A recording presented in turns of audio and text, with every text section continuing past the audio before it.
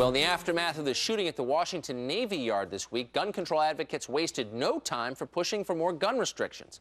But could the real solution simply be quashing political correctness? Our next guest suggests yes. Joining us now to explain, radio talk show host Larry Elder. Larry, thanks a lot for joining us this morning.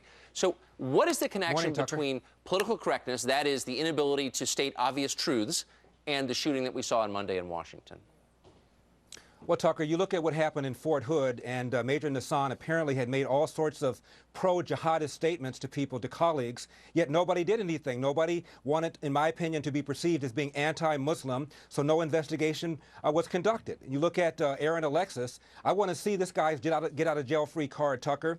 This guy was in the Navy Reserve for 3 or 4 years, apparently was cited at least 8 different times for misconduct, and the military wanted to throw him out under less than honorable circumstances, which would have made him ineligible probably to be a military contractor, but they didn't want to do it. He's arrested 3 different times in 3 different states, Washington, Georgia, and Texas, 2 of which involved shooting a firearm. In one case, he told the authorities he blacked out, still not charged. In the other one, he shoots through the roof of his apartment, through the floor below, apparently because of a dispute over making too much noise, and he tells the police he was cleaning his gun. He's not charged. And so, in my opinion, probably because a lot of people didn't want to deal with the angry black guy who might be playing the race card. And we know this guy's played the race card before. He went to Thailand, fell in love with somebody. She didn't reciprocate, called her racist. He called his general contractor racist. He called the Navy racist. So I think a lot of people along the way, Tucker, probably didn't want to mess with the guy.